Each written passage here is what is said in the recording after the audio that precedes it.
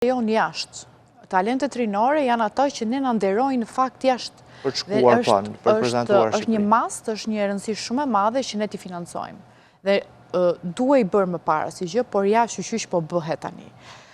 Ne do i financojmë ta të rinj nuk për kompeticione ndërkombëtare, pra të rinj të fitues të olimpiadave, të rinj të fitues të sporteve, të rinj të talentuar në fusha të ndryshme, ne do të ndihmojmë që ata të shkojnë në një kompeticion jashtë të njohur, për të duke i siguruar pagesat, udhëtimin, biletën, akomodimin e të gjitha me radhë. Dhe kjo është gjë minimale që ne mund të bëjmë për këta talente, për krenarin në fakt ton në Shqipëri që na nderon kudo që e kanë këto kompeticione.